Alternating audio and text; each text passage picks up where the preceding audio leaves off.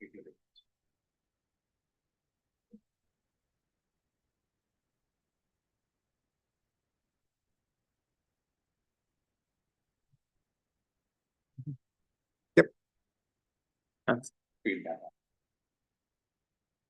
All right, we're gonna go ahead and call to order September 9th, 2025 Wood Village Council meeting.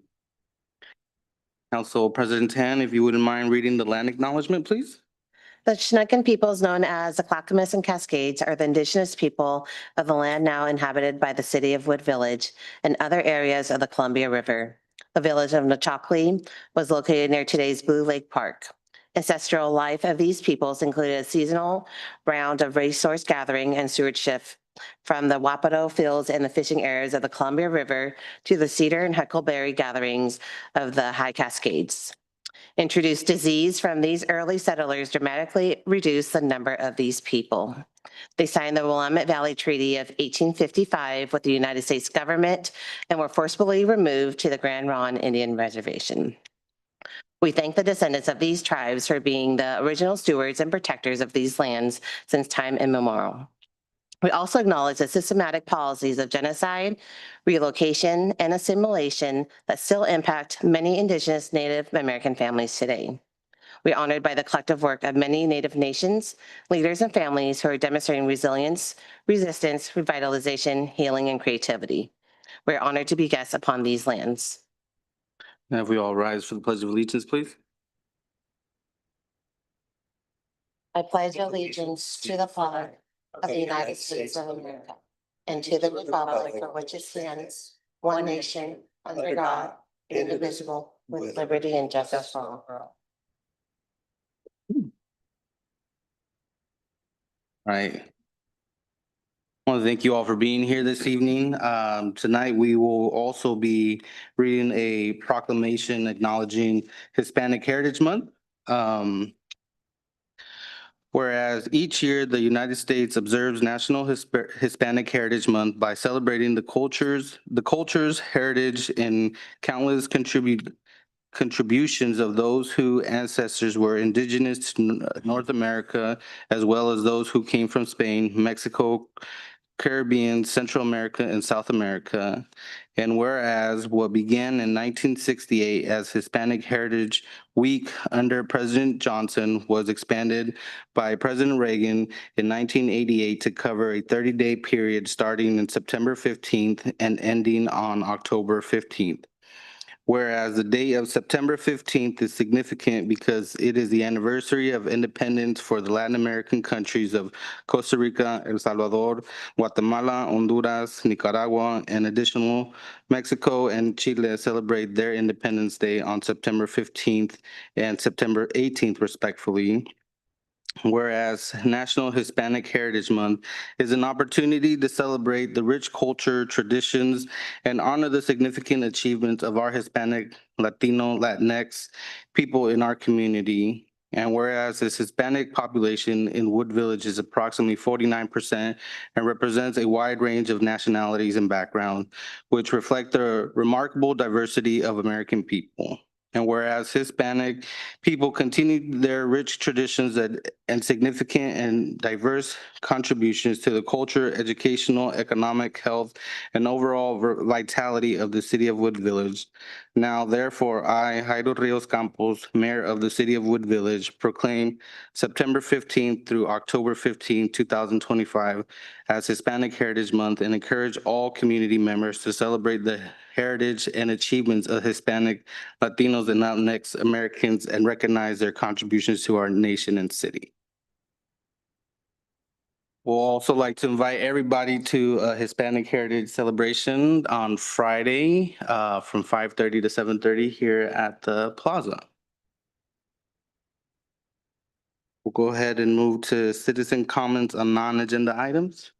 So we received a written testimony from Kevin Larson from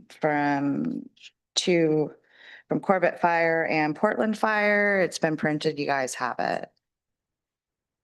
Thank you. If no other comments, we'll go ahead and move to public safety report.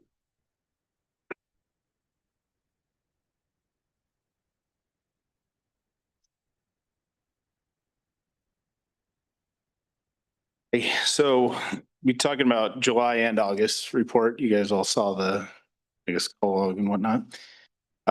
So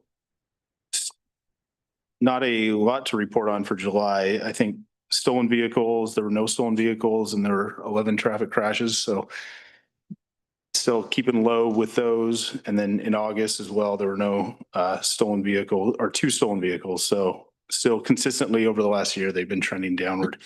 There were 14 crashes reported in August, but I think a lot of these are coming from parking lots as well. So they're not necessarily being reported to the state. They're just getting deputies are assisting with info exchanges and things like that. So, but then in August, you know, we had August 10th, there was a shooting of an unoccupied vehicle at the Mobile Manor. No injuries to anyone. The case is being investigated by detectives, but someone basically just shot up a vehicle multiple times. And then August 15th, there was a robbery at the Byway Market. Deputies responded. The suspect was taken into custody almost immediately after. They had a little bit of a standoff where he wouldn't come out of the apartment, but he actually lived either in that complex or right next to the complex. So it was not hard to find, and nobody was injured in that. So it's good. And then the, let's see, August 27th, this really was a Gresham call, but it got put into the Wood Village because of where the victim called from. But there was a shooting at a camp off of Gleason and then on the south side. So it was in Gresham. And then the victim ran over to the Buffalo Wild Wings parking lot and called for help. And then that's how we got involved. So she went to the hospital with non-life threatening injuries and was all fine. And then the suspect was located a couple days later and our deputies. And then that's really for July and August, but I don't know if you guys have any questions. I don't have a question, just a comment with the byway. Yeah, So we had the incident on the 15th and we just had one yesterday. Was it yesterday or the day before yesterday? last night, yeah. Last night at the same location. Yeah, I mean, I don't know if there's anything specific with the byway. It's obviously, I think its location makes it attractive because it's very close to the freeway and kind of bigger roads for, I guess, if people were thinking escape routes. And it's kind of a nicer store versus some of the chains. So I don't know if people think has more money or, you know, is more of a target. I think the one that happened on the 15th, I think that one was kind of just someone that probably had mental health issues because they literally walked across the courtyard and then walked back to their apartment. Oh, So I don't know that that was necessarily targeted or just that was the first place they saw when they stepped out their front door.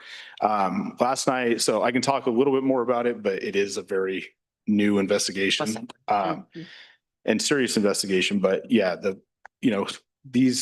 we believe there were 2 suspects and they kind of went on a little bit of a robbery spree. So it started in Southeast Portland. They robbed a store in Southeast Portland, then a Plaid Pantry in Gresham, and then the Plaid Pantry at 238th and Gleason, and then went to the byway. And that's where things kind of went awry for them. So one of the people that worked there was shot. He's still at the hospital, I believe, and still recovering. So I haven't heard an update since this morning. Who we believe was the shooter was taken into custody. Gresham responded as well as a bunch of deputies and had drone and a canine search. And then they sent out that reverse 911 to people. So I don't know if anyone got that, but had to be pretty close. And then, so they found that guy, took him into custody, and then who they believe was the driver is still outstanding. Other questions? No, thank you. Okay, yeah, I talked to Greg Dirks a little bit today, so we're gonna try to go into the byway and talk to them and see if there's anything that we can figure out safety measures that they can take there in the future. I think they do have really good camera system. I mean, you know, the people that have attempted this have been caught right away, but it's like, I don't know what makes it, you know, more attractive. Maybe some more lighting or outside cameras or Mhm. if there's a way to kind of brighten it up, because it is kind of covered by stickers and stuff over the advertising over the windows. So maybe if it was more open to the street and you could see in, maybe would be a little bit better, but we'll try to talk to them and find some kind of solution. Yeah, most definitely. Thank you. Yeah, no, just appreciate, again, the level of response that you guys have continued to do here in our area and the partnership that continues to grow from your presence here. So we appreciate that. Yeah, thank you. We're happy to do it. Happy to be in Wood Village. Awesome. Thank you so much, Chief. All right, thank you guys. All right, we'll go ahead and move to review of paid bills. Any questions of the items on the sheet or what was in your packet?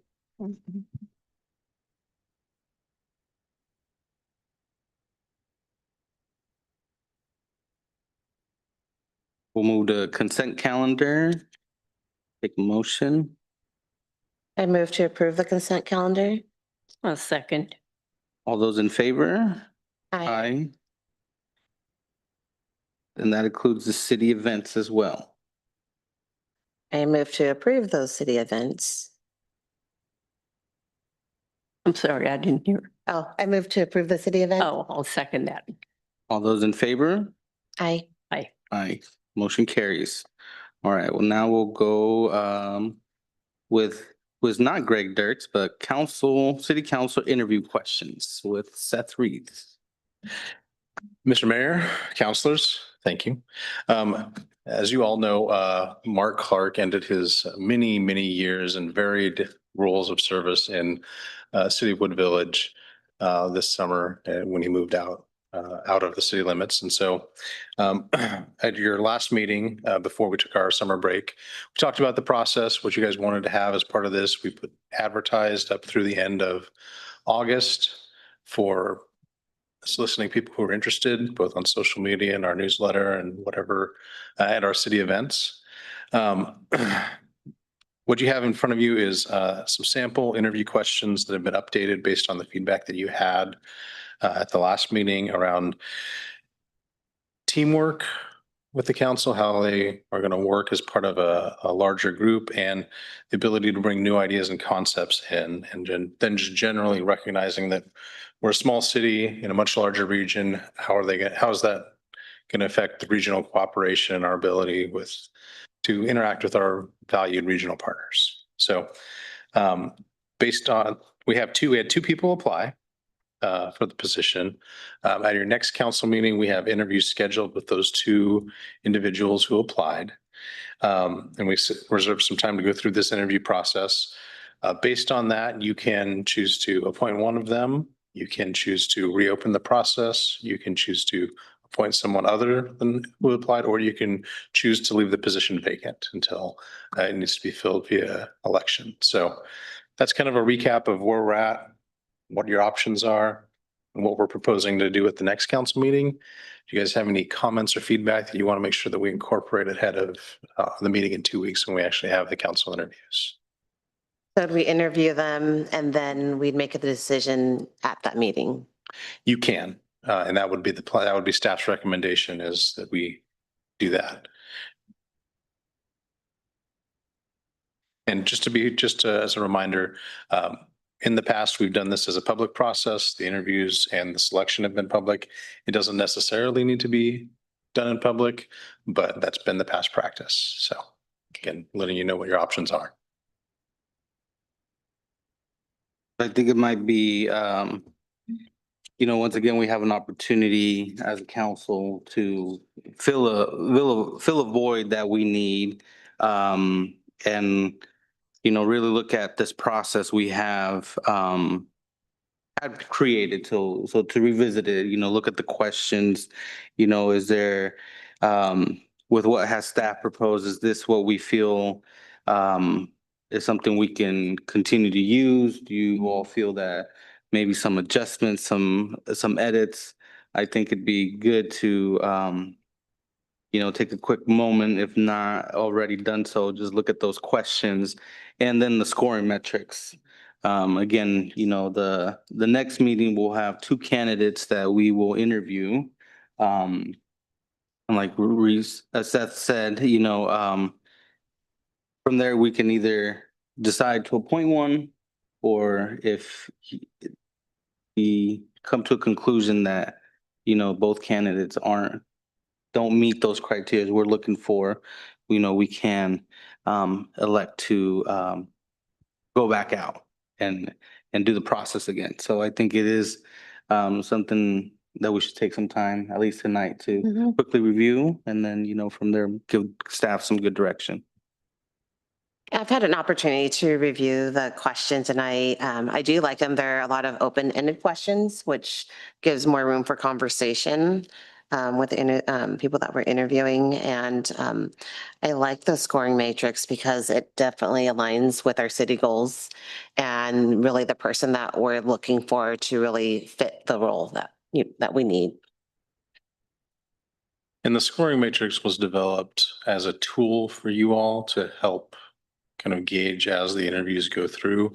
But it's also not anything that's binding. It's, council has the discretion to be able to deviate from or to choose to go a different direction unless you agree upon a process ahead of time that kind of what you're going to do. So again, it's meant as a tool and something to help select, but ultimately you are the elected officials representing the city of Wood Village. You can do what you want as long as Jeff says, don't do that. Just making note right now. Yeah, he's having to consult He's- that he should not do, so. I like the scoring. If we're kind of teetering between two, I feel like when we did the scholarship interviews, having the scoring, it just helps. Your thoughts, Counselor Smith? Um, I like all of these points except number 4. I don't, it's kind of vague. I'd like to word it a little differently, like how would you deal with thoughtfully, how would you deal with counterpoints and views that differ from your own? Just how would you deal with it? Instead of understanding, integrating perspectives, it just seems a bit wordy and get to the point, How do you deal with people that you don't believe are doing the right thing? And maybe just some clarification. It seems like this is kind of trying to get at what happens when you disagree. Yeah, And that's we it. disagree what the best route is. How do you handle that and how do you work through that and how do you come to a place where you can still be a functional member of a team and maybe understand the other person's opinion or why they arrived there, but also not necessarily need to have Don't be unanimity. cohesive. Yeah, so we can, if that's the intent of what council's trying to get at in terms of like, how do you handle Do disagreements? you handle Mm, other people? We can try and make that a little bit more explicit. Yeah, That'd yeah, be- I agree. I think as open-ended as we want, I think there's a reason for these questions, and coming down to that response can be key. And as we're using the matrix, that can also help us as we're looking through those on how their response can provide us some guidance as well on how we score that.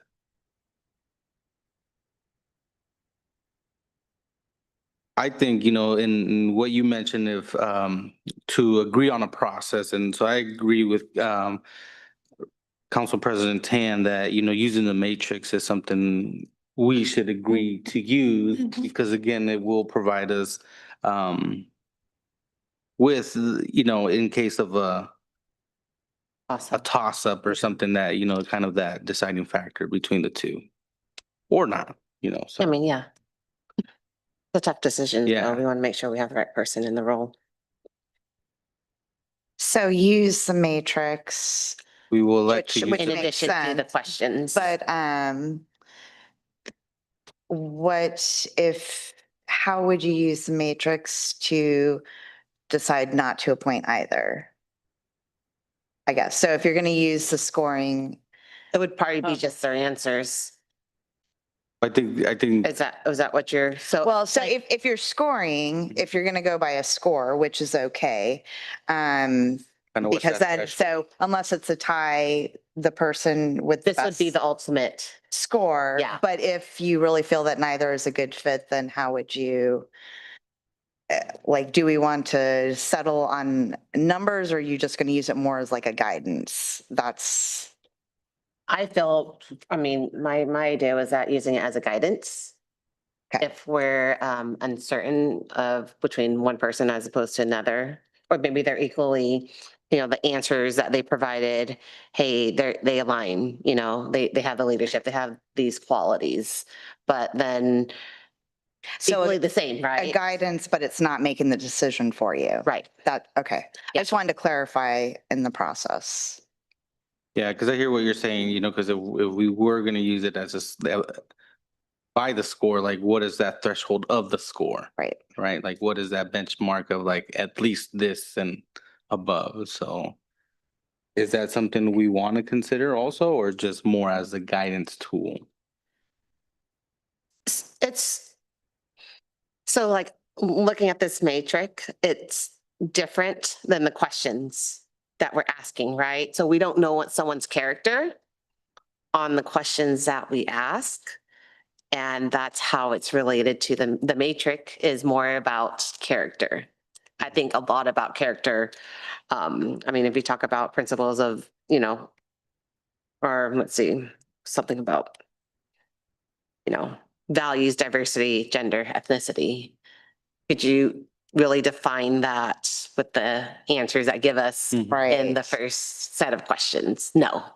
So unless we create, so I feel like if we're, now I'm kind of saying I'm saying against what I was talking about earlier, but if we're going to use the matrix, maybe we need to have questions in relation to the matrix.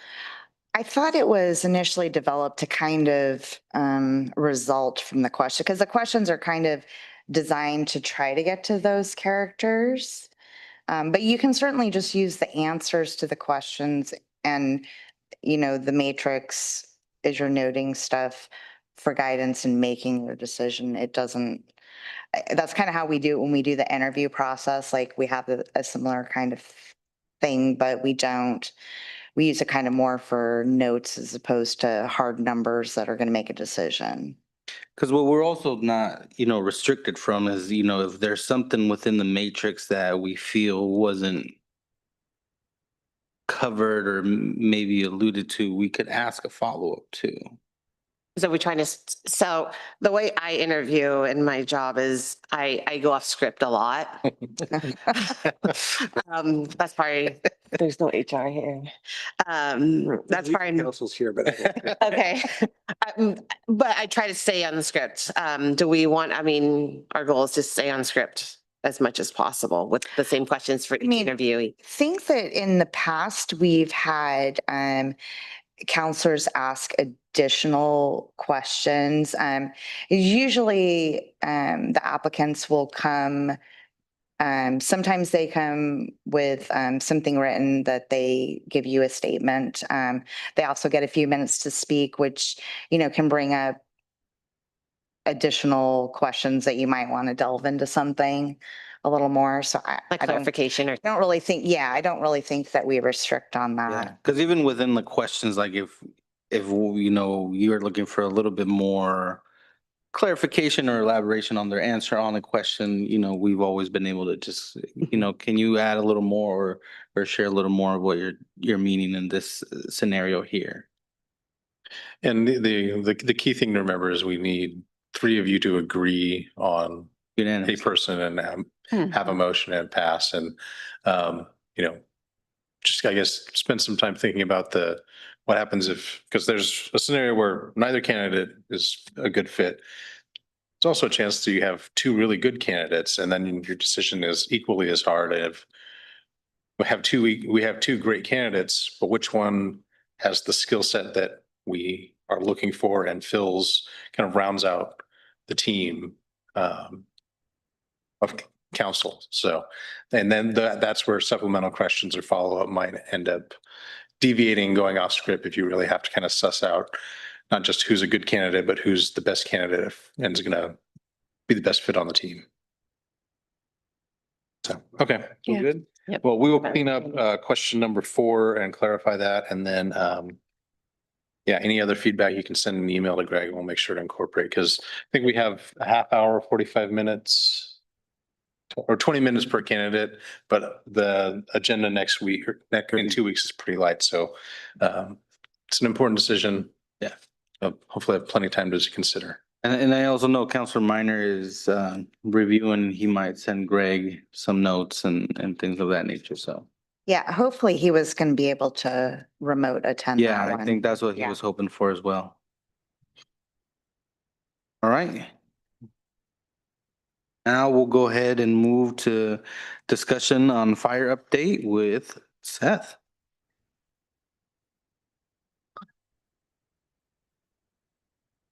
Mayor, Council, thank you again. We last met in June and there's a lot that happened over the summer.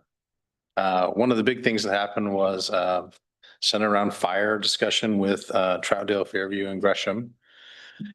So this is going to give you kind of encapsulation of what happened during the break and kind of where we're at now. And we also would love any feedback you have on the process or kind of where you want us to go in the future. So just to kind of recap, we did, after the 3 city council meeting on April 9th, we did end up having a 1-year agreement with Gresham to continue services through Gresham and by Gresham Fire through June 30th, 2026. The 4 city managers have I think met, 4, 5, 6 times in the last 6 weeks. They've been becoming familiar. They met with Fire District 10, some of the board members from there. They met with some of the leadership from Clackamas Fire District. They also met with the local Gresham IAFF union. Talked to kind of to solicit information, kind of hear perspectives and have them all for hearing the same thing, being able to ask questions. And that led to, we also had some events that we were doing. And so we started a Fire HQ, both on our website and at City Night Out, where we engaged with the community. We also undertook to do some polling amongst the 3 cities on various aspects, which I believe Greg forwarded you those results from our polling company. And we've been working and meeting weekly with Praxis, our PR firm, to talk about all of the things that have been going on, looking at developing options for future revenue measures, if that's the direction we go, kind of sussing out what we would need to do the groundwork for that. We had a lot of engagement at City Night Out, a lot of really positive engagement. The information, we had some very well-informed and engaged citizenry. Consistently, we heard that quality, timeliness, and costs are the top priorities for fire service. We also, kind of as just a highlight of the polling, we had around 50% of support in our initial polling for the idea of moving to a fire district. I believe Fairview had a similar, and Troutdale might have been slightly lower because they also were asking questions not just about fire, but their fire and police service. So, which is from what we heard from our firm is, we haven't pushed a real educational campaign. We haven't done a lot of outreach that have talked about a specific solution. So being at 50% without having put a lot of the work in is a good place to start. And that through some concerted effort and, support from the community, they were optimistic about it. They've seen much worse numbers in the initial polling. So as well, Greg has kept you well informed of the press releases that have been issued by all the relevant parties, articles that have come up in the Outlook, social media posts, formal letters go between the city managers. And then, we had another article which the mayor was quoted in today come out on OPB. So there's been a lot of interest and a lot of coverage, a lot of press, and the direction the staff has taken is we're trying to stick to the facts and make sure that our focus is on what's the best regional solution and what's going to benefit the citizenry of Wood Village first. So that all happened. City of Gresham had an update for their city council on August 26th. And I just want to really say that the engagement that we've gotten from Gresham management has been great. They've been hosting the meetings. They've been very open and candid. I think at this one, they even invited the three city managers to kind of see the presentation before they took it to council to get feedback, because they really are looking at trying to come up with a regional effort and something that serves all of our communities well. The outcome from the council meeting on the 26th was that there was consent unanimously from Gresham City Council to try and move forward as a 4-city effort and pursue a district. So we are, and I think Mayor, you were at that meeting with Greg, and was anyone else from our council there? At the 26th, yeah. Okay. You can also go back and watch it on YouTube on their website if you're wanting to engage more with fire. So after that meeting, there was a meeting with Fire District 10. Fire District 10 ceased operation in the mid-80s and pulled out of PERS and kind of dissolved around that time. And so there's some legal question, and there was some lawsuits, there was some weird things that happened. And so Gresham's working with District 10 to conduct a legal analysis, which they'll share once it's done, of what's the path forward to if you could actually reconstitute District 10 and what would that look like? We reached out to PERS because when District 10 folded, there was a $100 million unfunded actuarial liability that the state got stuck with. That was one of the lawsuits that came out of that. So that was, we wanted to try to clarify and say, if this is an option, would PERS actually take the employees from District 10 back if it reconstituted? It seems like they're have not as upset as they were when they sued District 10. So, but again, there's a lot of due diligence to look into that partially because of the history. So there's going to be some follow-up meetings from that as soon as District 10 has been able to do some research and put together some plans and proposals. Because as you remember, we had a proposal from Gresham and from Clackamas Fire District when we actually were looking at this. District 10 was not an option or hadn't engaged in the process for that point, but they're now engaging and they're now looking at kind of what they can do. So next steps, a lot of moving pieces on this. The first one is, we going back to the proposals, we need fire service and it needs to be provided, and we don't have firefighters. Part of the reason why District 10 didn't submit a proposal is they don't actually employ any firefighters. And so we were just looking at those two. So the city managers have talked about and recognized that even though our city council's been, I think the last 2 annual retreats, we've been exclusively focused on fire, then we're ahead of some of the other city councils, and that takes time to get through looking at all these options and coming to a consensus and then actually executing and implementing. So one of the concerns is we need to have a bridge agreement that's not just a 1-year extension, but it would be multi-year with some provisions of these are the things that need to happen, decision points, more formal of these are the groups that need to be engaged in part of the process, and make sure that we're kind of doing our full due diligence to make a decision that is a long-term decision for the 4 cities. We also have at your next 2 meetings. 1st October. 1st of October, we'll be doing an executive session on potential land discussions for a lease of a temporary fire station location in Wood Village. We're working diligently behind the scenes to do some costing, outreach, tentative agreement, make sure we're providing information. Again, we also have been looking at the financials, because that's always a part of this of,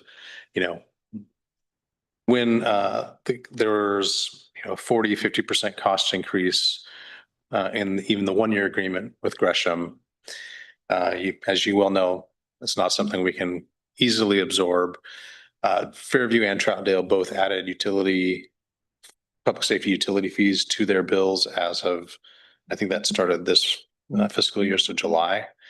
We chose not to. We had enough reserves to get through this year, but also knowing that we needed to find a solution, and that part of that solution was going to be paying more money. And so we've been working with Praxis on what a local option levy might look like and what the timing of that would be, and kind of doing the due diligence of what can staff do, at what point do you finalize ballot language, and then what's the role of elected officials in that? So we're still working on that with them, and that'll be a future discussion. The initial polling was great, but we also have a contract with Praxis to do some more targeted polling around revenue options, and not just kind of should we do it, it's also how does this play into if there's a future annexation vote, and also what is the right amount, like what we're very sensitive to the fact that we're one of the lowest income communities in the metro area.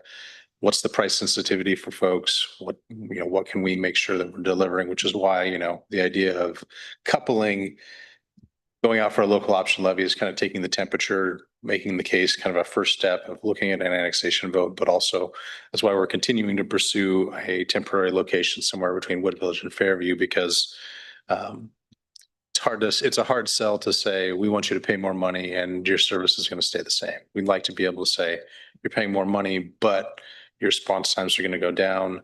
You're going to have better outcomes from when you have heart attacks, major medical events or fires than we currently do. And that's worth paying for, and be able to make that value case to our community, which I always tell people, Wood Village isn't cheap. We just have to have a value proposition that makes sense for us in front of us. And when there is a value proposition, both our council and our community have said yes. And just quickly, another reason why we didn't do like a public safety fee, it's actually in our charter that we would have to go out to the voters anyways. So it's not because we had the money to cover it, it's just we didn't have the time to do that now. So, having some time and the importance of that new agreement is key in all of this. And so as we do look at a levy option, I mean, that fits and falls right into place of, again, sustainable financial, longevity solution there. Yeah. So kind of the proposed timeline of what we're looking at, and we're continuing to engage with all the local partners and stakeholders, is we want to work through October to get that draft service agreement with Gresham moving forward. Hopefully up for adoption before the holidays hit sometime in November. Conversations about securing a lease site. We would need to have that secured January or February so that we could get through the permitting process, getting a temporary fire, getting some electricity run to site, temporary fire, traffic signal control devices, and then also signing leases, purchasing structures, getting them there, getting contract. That's a big lift. And we would want to, if the goal is to have that up and running by the 1st of July of next year, there's a lot of work that needs to happen between now and then. We want to give ourselves as much time and space to do that. In talking with Praxis, if we were to target something on the May 2026 ballot for a local option levy, we would want to do some polling in January so that we could spend February kind of refining the message. Early February, we would have the council retreat where we would talk kind of what do we want to propose, what's the right level, what can we do sustainably, this is a first step, how are we going to make sure that this is a coherent message so that we're going out for a temporary revenue measure, but also telling people this isn't the last thing you're going to see it, and this isn't going to be the golden bullet that solves our problems. There's another piece that we're going to be coming back to you again around fire service and how do we provide that. So we're not just looking at solving a short-term problem we're wanting to make sure that this is part of a longer conversation and that we're setting ourselves up not just for this step, but for future steps. Ballot language is due in February. We have to submit it by March, and at that point, then we get into the area where staff then has to step back and only provide factual information and can't actually campaign. And then that's where the elected officials or someone working on your behalf would have to kind of step in and run that campaign and, knock on doors, go to meetings, engage with the community to develop support. We are continuing to do, we'll continue to do community education and outreach. We're working on updating the materials from Fire HQ and what's on our website from the Gresham's decision on the 26th, which again, we'll try and keep that as up to date as we can. And hopefully with some updates in October and November on what a service agreement and a future plan is, and hope start to roll out, talking to people about the need to marry the revenue and the revenue sources to the services that are being provided and being desired by the community. So that work is going to continue to go, and we're going to continue to have newsletter articles, press releases, social media posts, kind of directing people to and trying to get people educated for this discussion. That's a whirlwind 6 weeks in 10 minutes.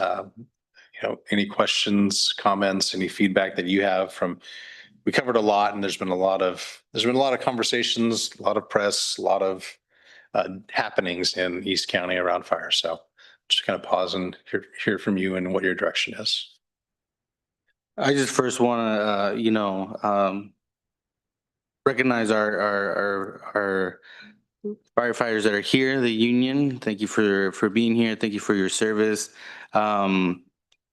It's been 6 weeks that, to be honest, I didn't think we would be here, but I'm glad we're here.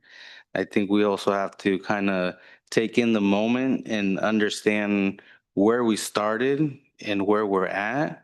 That we have 4 jurisdictions coming together and saying, okay, let's look at this together. I think that is huge, not individually, but regionally. Like we've talked about this being a regional problem. So I think, just everybody, just thank you all. I do want to give a special thank you to Greg. He's been, we meet weekly, and every week there's something he has to update me in, and it's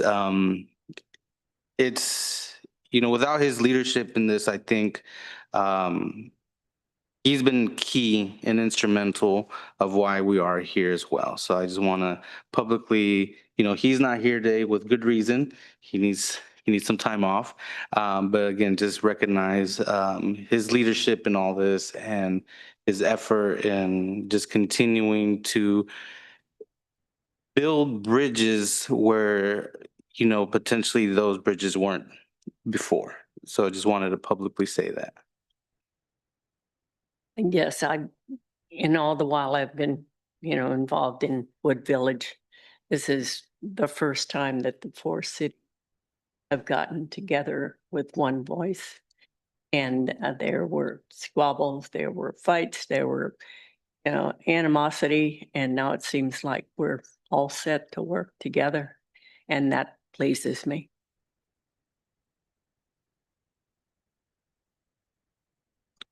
I was just going to say, our common goal is we're here for our citizens, and I'm happy to see that we're unified and moving in the right direction with that common goal. And we all serve a purpose, and I think we have an understanding what our purpose is. I think again it's far from over, but I think again the first piece happened 2 weeks ago, and I think we are all hopeful that what continues after that is that continuing collaboration that has been created from that.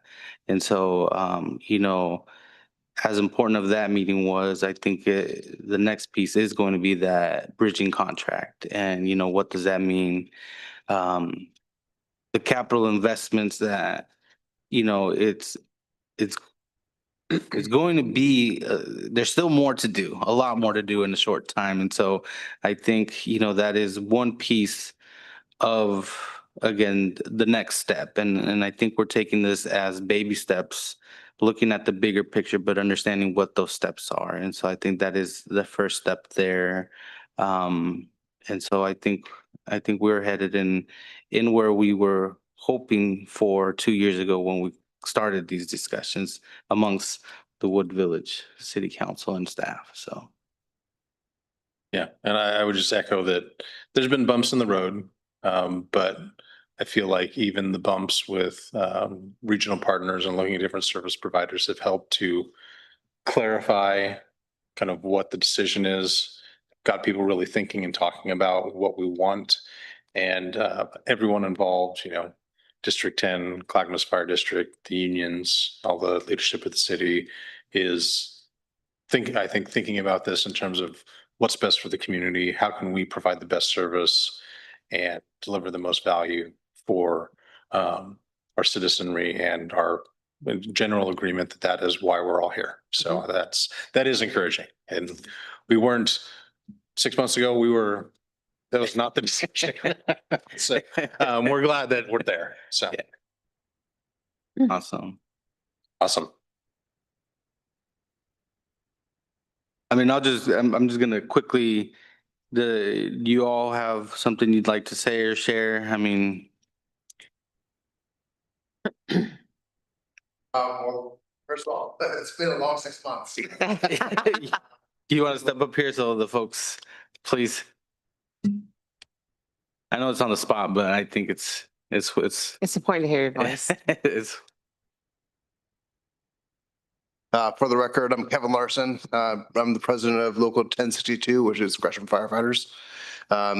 It has been a long 6 months, and so I really appreciate the opportunity to speak at this meeting. I think what we've brought to the table as firefighters, as we all saw this as a huge, giant goal of trying to get everybody in the same room, going this right, pulling the rope on the same direction. And I'm like you, Mayor, I wasn't sure if it was going to happen. And luckily, I think through lots of education, through lots of communication, and my great firefighters that weren't afraid to show up or talk to anybody that would listen to them. We love the communities we serve. We've been doing it for 40 years. We want to maintain this relationship, and we love being part of the thread of the fabric of this community. So, thank you for being willing to be engaged in the conversation and make it last longer, and realizing that we are all here on this together. We're huge stakeholders for what, about public safety and for firefighter safety. As you mentioned, we have to do this together. So as you saw our hopeful timeline, there's a lot of education coming that needs to be in our community's hands. Again, the city of Wood Village is unlike the other cities that we can't just add a utility fee, a public safety fee. It has to be a decision of the voters. And I think that's where, we would lean heavily on stakeholders as yourselves to help, get that education out there. Again, get the message across of what the intent is from this. Again, this is a step in that direction, understanding that it's going to take time. And so we can't do it without them. We can't do it without you. So, we will hopefully be calling. We will be calling, and hopefully you guys all are willing to, join us in that educational piece. Thank you, Mayor. Yes, we'll be picking up the phone call whenever you call. So Appreciate it. Thank you. Thank you for doing what you do and putting your life on the line. Yes. Thank you. appreciate that. Thank you. Thank you. All right, we'll go ahead and move forward with assistant options discussion. It's just Seth's show all day today, huh? We heard that as wonderful as Greg is, that he was getting too much airtime. Becky and Erica both agreed that the next time Greg's out, they're going to take over entirely, and I'm going to be able to stay at home. So we have that going. I have that going for me. You Um, love the spotlight. yeah, Look at you grinning. I tell my kids every time they ask me what I do, I say I get paid to look good, and that's what pays your. Somewhere on his resume. One wonders how they survive. Big eye. This is food on the table Yeah. because of my looks. You're welcome. Community assistance discussion. So again, this is, speaking of, trying to do what's best for the community. After COVID hit and we pulled back on really tried to focus on what was going on in the community and what the needs were. We put aside some capital projects, delayed some things which we knew were going to be delayed anyway with supply chain issues and all that. We looked at how do we continue to, what does this mean for changing needs of the community? And so in Thanksgiving of 2020, we launched the first meal program that we ran. We partnered with Pressure Safe on getting holiday meats. We served 150 people that year with a Thanksgiving dinner. We started adding things. We started adding, additional fixings, side dishes. We started looking at adding options for that. We've, also just given gift cards in addition so that, people could have some choice and some agency in what they're doing. We added a second meal event to coincide with the Christmas season. We've run that in-house. We've looked at doing different partners. Council's had discussion about kind of what does this look like going forward? Because it was a wonderful program and it did a lot, but it also wasn't part of our core central mission. And as COVID died down and we started picking back up other projects, there's always a push and pull on staff time of what we're focusing on. And we didn't want to become a food pantry or kind of a standing program. We wanted to, the discussion that we've had over the last few years, we want to try and find a way to transition that to partners or to enfold assistance into what we're already doing. So this is part of that discussion. So I already covered the background, cover some of the recent outreach we've done, and then present you guys with some different options, some of which we've talked about and we've been able to refine a little bit more. So here's the recap. The budget for these two programs was $5,000 each, and we were able to serve that.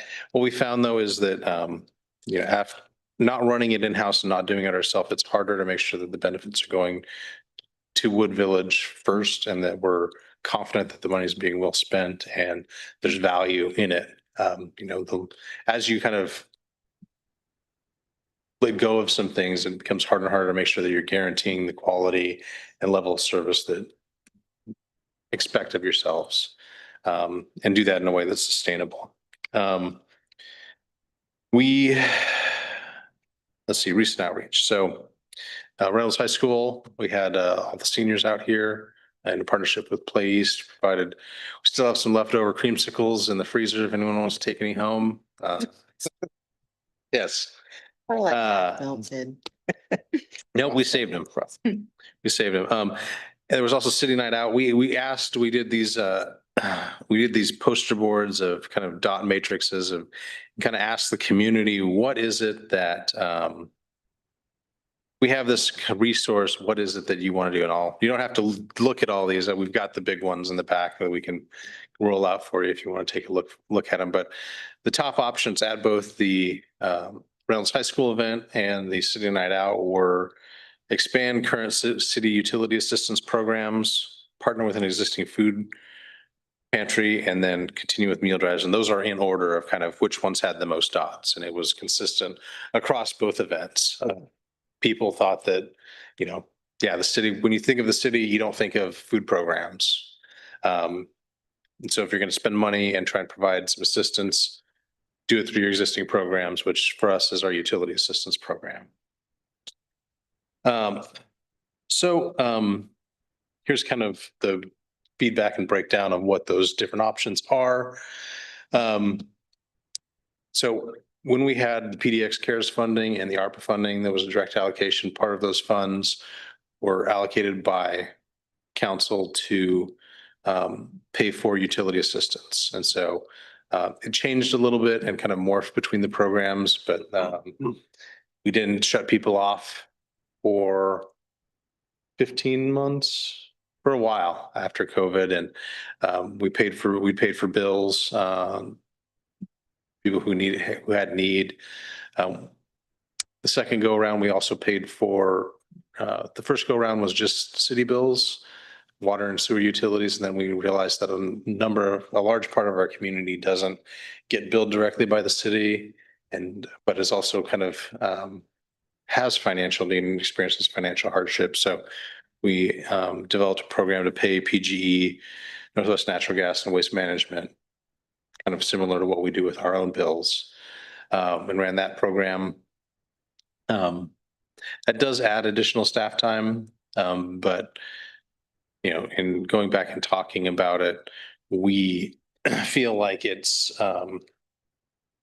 we've kind of refined our process to one that's kind of as low barrier and as low administratively burdensome as possible. We think that that's doable to continue to do that, to kind of integrate those applications and to do some advertising on it. Currently we were looking at the numbers. Historically, we had been doing about $3,000 to $4,000 a year of our own utility assistance program, which is funded primarily through employee donations and credit card rewards from the city card. We also had appropriations in the budget to go directly from council discretionary to that assistance program. Have not needed to tap that. Now, I will say that there was a change this year. We'd been averaging $3,000 or $4,000 a year. This last year was $7,000. And that was because we made a change to the program to allow people to apply every 6 months rather than once a year. And that was because we had a budget of $5,000. We weren't even tapping into that money. We wanted to try and get more of that money that was being appropriated back out into the community, serving the needs of the people. And so we ran about $7,000 this last year. And we also added the third senior people who are on the senior discount program that went away on January 1st. We're able to apply for a third time a year, starting in January 1st. So we added we broadened the program quite a bit. When we last ran this during ARPA, we found that in terms of kind of financial impact, about half of it was private and half of it was city utilities. When we opened it up to private, we got about a similar amount of applications and need with those. So if we were looking at kind of what would this cost, we have the $10,000 from the 2 meal programs budgeted. If historical numbers hold and we get $6,000 or $7,000 worth of applications for private utilities, that fits within the existing appropriation. We're fairly confident we can structure the program so that it doesn't exceed that amount. Partnering with an existing food pantry. This was the second option. We've worked with a number of organizations over the last few years to pilot some transitions of the food program. We haven't really found the right partner. We can continue to work and do that, but I think what we're finding is that the best partners that we have that run the best programs can't or don't have the capacity to make it Wood Village specific.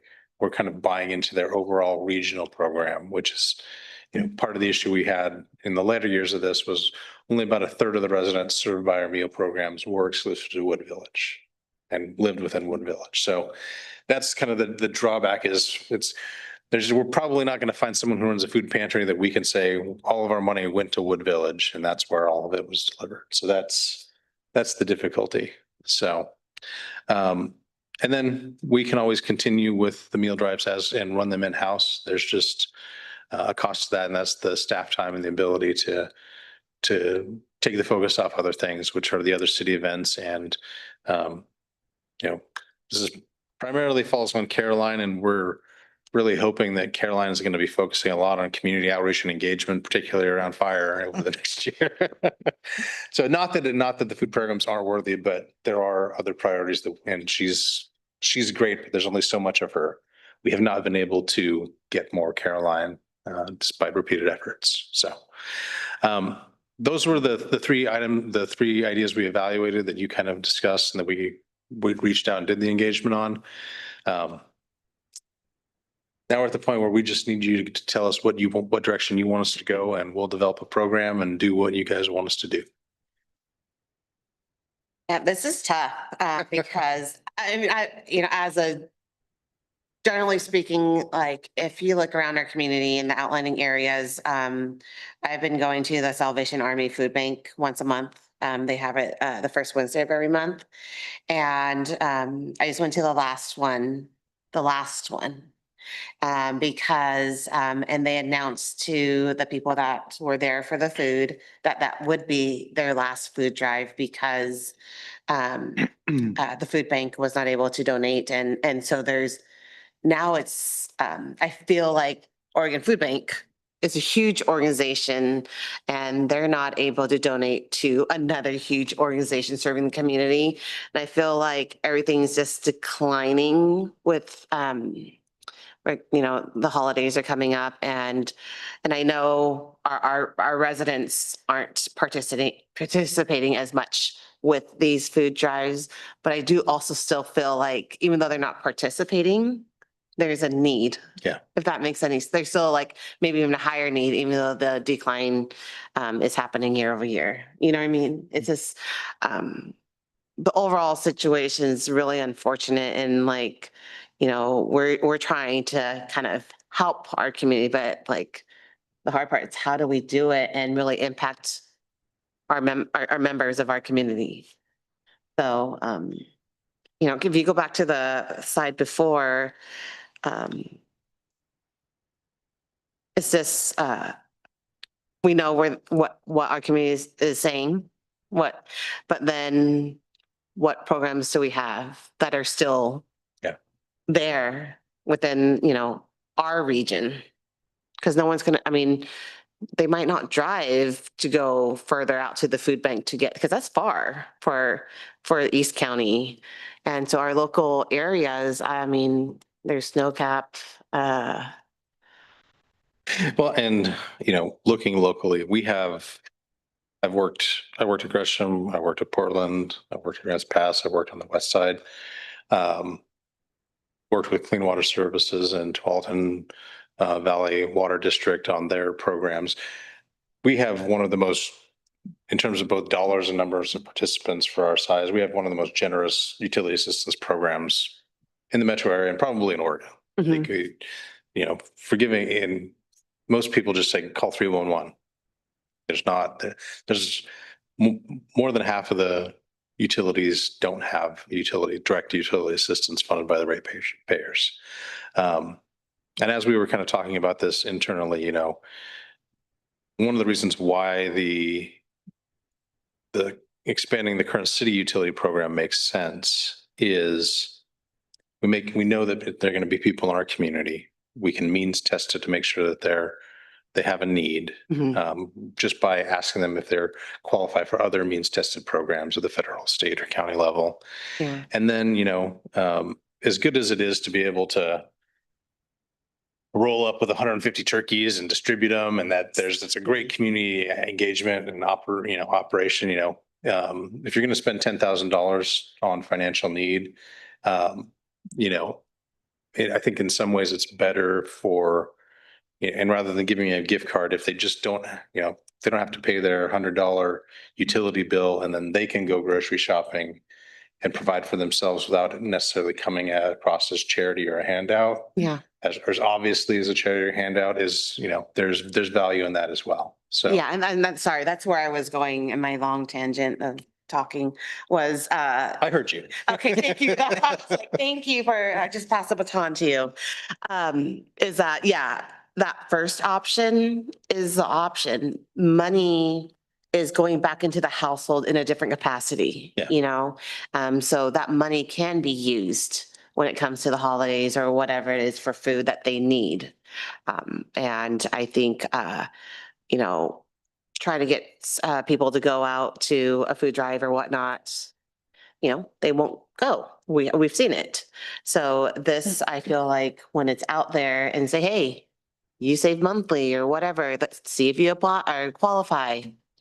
People will take up on that. Yeah. Because it's a recurring thing as opposed to a one-time thing. I'm for the expanding the utility assistance. I agree that they could use that money that they save there to get the food they want. Yeah. And it might not be food, it might be Christmas presents, it might Whatever be. you needed. It might be sports league that they've just said, yeah, we will eat rice and beans and send kids, send the kids to soccer or basketball or piano lessons or whatever Mhm. it is. So I don't know. Yeah. Other, what. Currently, how many community members use our existing utility program? So with $7,000, we spent last year, the average bill is around $100 to $120. So I would say that it probably impacted 300 to 350 households, or I should say 300 to 350 applications is what I kind of. Because most of the people that do apply tend to apply the every 6 months since we expanded it. Yeah. So, say you got like 300 applications, say, say there were duplicates, still like 150, right? Yeah. We could say that's a pretty good estimate, 150. Yeah, I mean, that's more, where I'm getting at is that's more or the same number we would have served with the meals. Yeah. But we saved money. Yeah. So by putting in. with the Right. city utility program. Yeah, with this. Yeah. And I think that it would be, we saw comparable number utilization for the private utilities when we Yeah. were running, when we offered both. Yeah, and I mean, because we have to also look at our residents, right? There's a lot of folks that rent. We have a Mm. huge population in, well, now with the byway, but also the mobile home parks. I mean, those are huge complexes there as well. That they don't pay city utilities. And so looking at other means, Yeah. I guess what I'm getting at is I think that option one is the right option, investing more into would allow for additional community members to, feel supported in a different manner. Yeah. And I feel we're about the same number of households that are single family homes and then renter or mobile home parks. We Mhm. have about 650 single family accounts. And some of those have duplexes. And so we'd have to do an exact count, but I feel like between the 3 mobile parks and the byway and some of the other rental units, we were going to have 500 or 600 households that live here, but don't get a city utility bill. Well, even the condos, because the Mhm. condos get, Mm-hmm. the HOA gets billed directly Yeah. for the water. It'd be probably half the households in Wood Village can't apply for the direct assistance through our water sewer bills. And I think, how some of this conversation started was, is the city's role to be, again, a food pantry, Yeah. and how much staff time is dedicated to that. And so looking at where we have more of the means to, I think, still have the same type of impact. I think this is really, really that area there. So. Okay. So what I heard was expand the program. Mhm. And what we'll probably do at a future council meeting is come up with an implementation and a launch date, and then kind of bring you back the parameters and how we're going to fold that in, just kind of informational to update with the final, yes, go forth and do this effective X date, and go on from there. Did you say lunch date? Launch. Oh. It's also lunch. Need to know what you need to put down. You're gonna have to wait for Jeff's legislative update about the city spending money providing food for elected officials before we talk about lunch dates. So. All right. Well, look, we don't do none of it. I have my calendar open if we want to do a lunch date. All right. We'll move on to director's report and we'll start with Public Works report. Just gonna get Give this set Seth up. a break here. Erica's show. Way to give Seth somewhat of a break. Mayor, counselors, it's good to see you guys. It's been a while. Report's gonna be short and it's back from July. So we'll see if you guys can remember any of Greg's updates from July. So we'll go over those. So in July, utility staff installed 185 radio reads. We actually update on that are completely done with that project. So every meter in Wood Village has a radio read. So that means we don't have to have staff go out and manually touch every single meter anymore. They can actually just drive by and pick up the reads. The other nice thing about that is we can do some data log, which we couldn't on some meters that we have in the system. So if anybody had issues or questions on leaks or when they started, we can pull data from every single meter in the city now and see, you know, up to 45 days, up to 90 days of data to kind of help customers out. So that is a nice thing that we have now. We did have the city night out event, which we had a lot of staff there, which was exciting to see. Our 3 utility workers were actually there with our the backhoe and the dump truck and doing some education on fog. So that was good. We've been a little light staffed this summer. So Kevin, Garrett, and Jeremy have picked up a lot of slack this summer, clearing vegetation throughout the park and around City Hall. That's consumed a lot of time this summer, but they've still been able to fill in some other tasks. Becky was able to get the RFB crosswalk on Wood Village Boulevard finalized, so that is done. And then street sweeping was completed as well. We had 19 permits issued, 29 inspections, 28 code compliance, and the cloud permit is actually live now. So Mary and the staff have been working on figuring out how to work through that. Sounds like it's been going good. Fred Meyer did have their grand opening back in July. That is all finalized now. And then the Buns, Burgers, and Dogs has their C of O. So if you guys want any of that, they're open. Staff has tried them. Fries are great. So try them out. And then our water consumption, we did jump back up, so that line that we closed on 244th that we were crossing our fingers was culprit of part of our leak. We don't think it is. It may be part. Maybe it's smidge. It jumped but- back up, but not as high. And tentatively for August, it's still looking at about 10, 11. Oh. So So it might be a smidge. Not as much. so as maybe we it was wanted. part of it. Still working on it.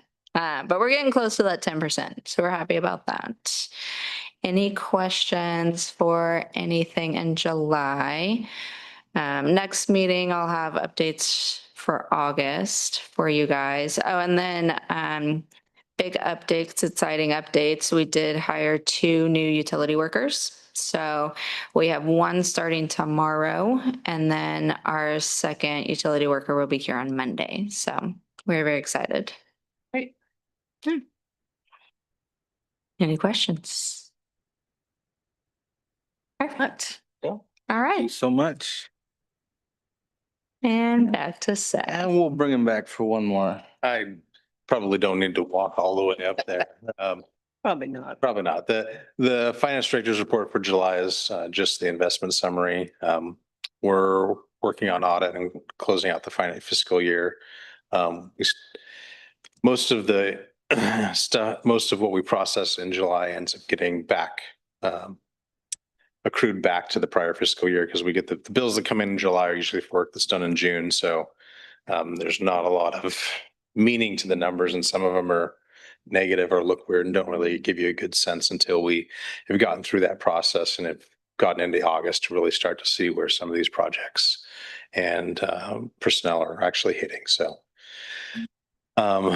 staff's working on our audit currently, and we have our second visit with the auditors the second week of October. So we're working furiously on that. And we are also, just as kind of an update, we're meeting with some folks from Tyler about getting now that the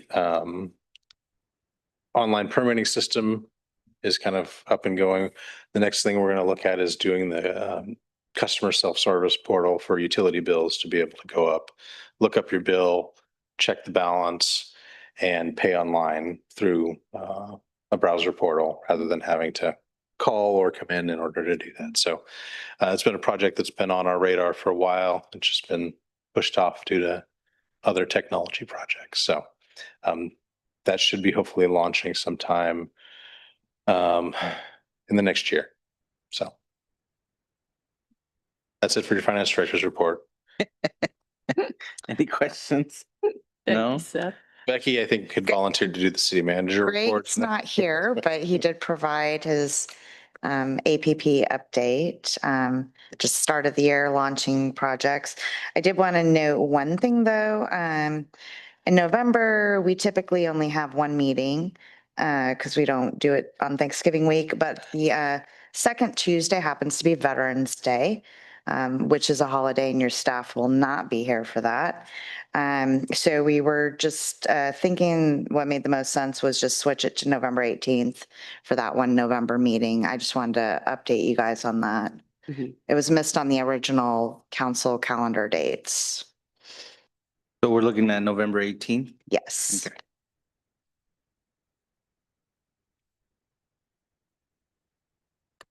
And Greg is on some much needed vacation, as I stated before, and Yes. it looks like he will be back for Friday's celebration. Yes. So we wish him the best. City Attorney legislative update. Thank you, Mr. Mayor. When I agreed to do this, I was hoping that the legislature would have published the Oregon laws update by now, and they have not. And what the Oregon laws does is it gives a list of all the bills that have been amended by legislation and makes it very easy to find. So that not being completed and the city not wanting to pay me to read everything that the legislature passed, I don't have a report on the small stuff tonight. I will mention there are sort of the four biggies that affect cities that I don't think are going to be too consequential for Wood Village, but they are consequential. The biggest one, of course, is the transportation package. That is a pretty major deal for cities in Oregon. That has been kicked, was a special session call. It failed in the regular session, special session called, and it's been kicked over to September because the one vote they need to get it out of the Senate is Senate Gorsuch, and he has been in the hospital. So that is still out there. It's looking like it probably will pass, and there's some different provisions in that than originally proposed, but that is mostly good news for the cities and for ODOT if it passes. I'd say number two on the list is there were some amendments to the middle housing statute to try to basically speed up the review process. One of the provisions might have had a significant impact on Wood Village, but it looks like they did not amend law properly to do it. It would have required middle housing to be approved as a staff decision rather than as a hearings body decision. Wood Village approves them as the hearings body decision. And this is one of those winner take or catch-all statutes that doesn't really take into account the city of Wood Village. I think your planning commission process is probably as fast as the staff process here. And if you provide a staff process, then you also have to provide for an appeal to the planning commission. So I think it would be a net loser, but and LCDC was initially taking the position that you would have to amend your code in order to comply, but they've sort of backpedaled on that. So I don't know where that stands now. So it does not look like it's going to impact us directly. However, they are going to go back to the mill in the next session and probably require that expedited review process. Number three, this is kind of a toss-up. There is a bill passed that would require provision of unemployment benefits to striking workers. This was hotly contested and opposed by the cities, the counties, and the school district because it sort of, hands the prize over to the unions. Wood Village has such a small bargaining unit, and you've never even come close to a strike. I think it's probably more philosophical than actual in your case, although most likely unemployment costs are going to go up as a result of the bill. Finally, I think number four is a potential a task force was created to look at Measure 5 and Measure 50 and perhaps come back in the next session with some reforms. We've talked about that. Seth's been hugely involved in that, and we've talked about that before. I've been around long enough that when they kick it to a task force, that means they don't want to handle it in the current session. But they really seem to be serious about taking a look at that and trying to solve some of the inequities and gotchas and complications in that extremely Rube Goldbergian framework that is the Oregon property tax system. So that again is one that you keep an eye on for the future. And other than that, I think that there may have been some tweaks, like there's probably has been some tweaks to the public meetings law, and there's probably been some tweaks to the contracting code, but nothing hugely significant. And as soon as they publish the Oregon laws, I can go back and check and come back and give you a more thorough review. I did want to mention one other thing to the council, and that is I have decided I'm going to retire at the end of the year. Well, congratulations. Thank you. Most people go, no, really? Yeah. Oh. So, I've been city attorney here since 1998. And I won't be gone completely because I'm going to allow myself to be talked into a small scale contract. So you can continue to ask. And the purpose is because I have a lot of institutional memory for not only you, but a lot of other clients. But I won't be serving as a city attorney anymore. And I've talked a little bit with Greg about it. We have a couple of folks at the firm who could easily step into my shoes. We're city attorneys for Newburgh and for Manzanita and for Toledo, and we work on a lot of special projects for a lot of different cities. So we've been, Greg and I have preliminarily talked about having you meet some of the folks who might be able to take over, and I've talked to them and they're willing to step into my shoes. Or you may decide you want to go out and do an RFP for legal services and see what else is out there. So the reason I'm telling you now is so that you have enough time to look at all those things and take those actions, whatever the council deems it wants to do.